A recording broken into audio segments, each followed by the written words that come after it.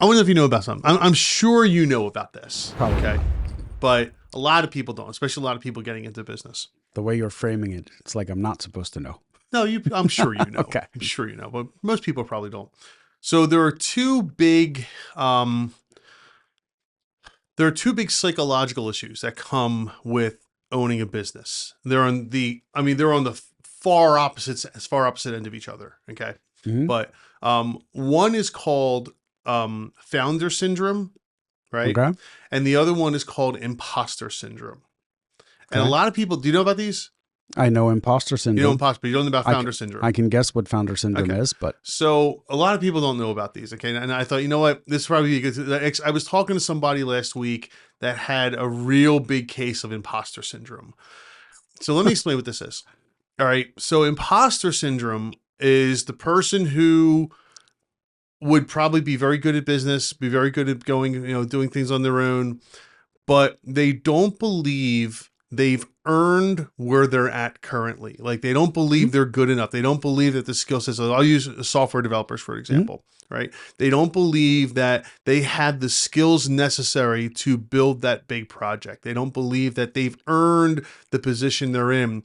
They're even like aghast that I can't believe I make this much money from my employer. Like they can't fathom the idea that they are good enough to be in the position they're in. Mhm. And it's very, very difficult for a person like that to then want to go and run their own company because they won't believe that, that they're entitled to success. Yeah. And it really is a shame. It is a real thing. I always remember Warren, like whenever I'm talking to someone that feels like they don't know enough or they aren't enough or whatever, I always remember Warren Buffett's quote, right? Wall Street is the only place where the guy pulls up in a Rolls Royce to be advised by someone that took the subway. Yeah.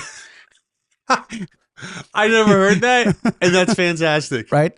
And I'm like, so just because the guy that's riding the subway doesn't mean that he's not really good at what he does. Yeah. Right? Like otherwise the guy in the Rolls Royce probably wouldn't be talking to him in the first place. Right.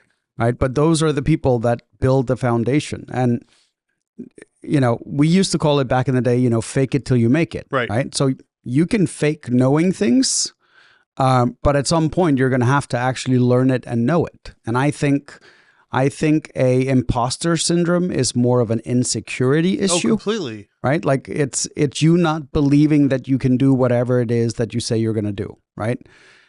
I also think it's partially, yes, if you overpromise and underdeliver, you're going to get hit by it even harder, right? Yeah.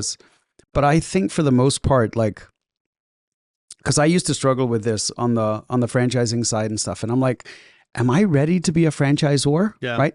And we postponed, like we went to the point we franchised the business, and I got so nervous that I canceled all of our plans and got rid of our FDD and everything, and waited another 5 years, right? It wasn't until I went to one of the franchise expos and I was talking to an attorney. And he's also like he helps basically start up franchisors, become franchisors. And I remember he asked me, he's like, okay, he's like, we can take a look at what you have and kind of tell you whether or not, what's needed. So I'm like, okay, fine. So I send him all the stuff that I had on Monday. And literally within like 20 minutes of me emailing him, my phone rings. And I'm like, is it that bad? And he's like, you realize that you are further along with everything you have than 99% of people that go into franchising. I'm like, what? I'm like, I felt like I was way behind. He's like, no, you have no idea how far ahead you are. Wow, that's great. Right? But it's that getting caught in your own head of, oh, this isn't good enough. Oh, I'm not far long enough.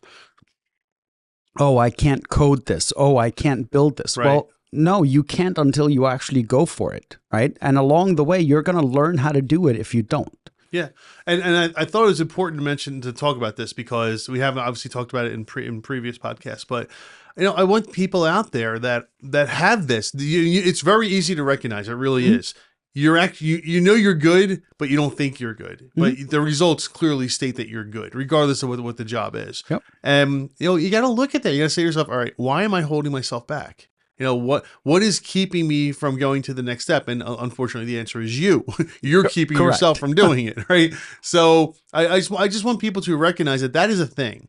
Nothing's wrong with you. There's no, you don't have like a mental disorder or something like that. That is a real, hell, I suffered from it when I was younger. I was like, so much further ahead than people when it came to software development and business and such. And for a while I was like, no, I can't do this. I'm not gonna be able to do it by myself. Right. And sure enough, I could, but who knew? So, I just want people out there to know that, imposter syndrome is a thing.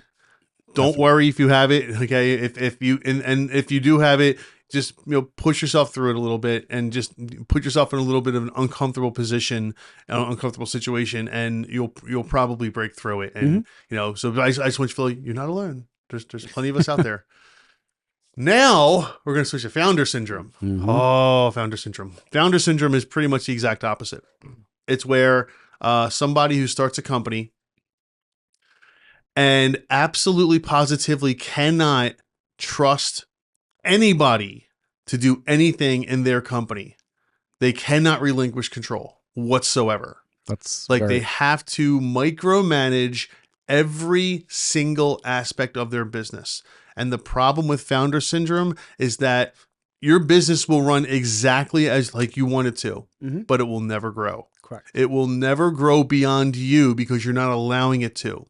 You need to allow people to make decisions without you being there. You will grow to the point where you cannot manage more people, and that's it. Yeah. That's your cap. Exactly. Right. And it's interesting because I have these conversations with people quite a bit, because normally when people come to me is when they're ready to take that next step and they really want to grow their business. Yeah. And that's actually one of the first things we double check is like, how uninvolved are you from the day-to-day type stuff? Because if you are heavily involved and we double your business over the next 2 years, you're not going to be able to handle it because you don't trust other people to make the decisions. Right? Like you need to trust, yes, other people will screw up, right? It's going to happen. Yeah. What matters is how do they deal with the screw up, not whether or not they screwed up. It's going to happen. Let me tell you something. You screw up too. As the owner, I promise you've screwed up a dozen times this week. Yeah. You just don't realize it, or you don't want to admit it to yourself. But it's find people that you trust to fix whatever mistake they do. Don't try to find someone that'll never make a mistake, because that's not going to happen. Yeah. And you do have to learn how to trust people over time. Now I freely agree. You hire someone on day one, you're not trusting them yet. That is an earned privilege to trust somebody. And sometimes it's earned over a long period of time. Sometimes it's a short period of time. I don't know, but mostly it's a long period. So but you have to open yourself up to be willing to trust somebody, because like you said earlier, if you are constantly managing every aspect, there's only so many people you can manage, and your company will never grow beyond that. I approach it the other way around. Okay. Right? So I will trust you 100%, even as a new employee, until you prove to me otherwise. Well, that's not what I'm talking about. I'm talking about the people who are going to manage your company and take it to the next step. You're not doing that from day one. You're not giving somebody the keys to the kingdom on day one. You can't. CEOs get hired and fired all the time. Well, so a CEO is somebody that's coming in and running your organization. No, sure. No, I get that, but they usually have a track record. They're usually somebody in other words, I'm not hiring someone off the street that I don't know. But if you're hiring someone to run your business, you shouldn't be hiring some random off the street. You should be hiring someone with I think experience. we're talking about different things. I'm talking about someone just to run my business, someone to head a department in my company, or someone to manage a team in my company, right? Yep. I'm watching them closely for the first few weeks to make sure that they know what they're doing, because if they don't, they're going to screw the team up. And if they screw the team up, that takes a lot longer to fix. Right. Doesn't mean you don't trust them. You just want to make sure they fit in. Okay, so trust as far as allowing them to work autonomously without any intervention whatsoever is probably more along the lines of what I'm talking about. Okay.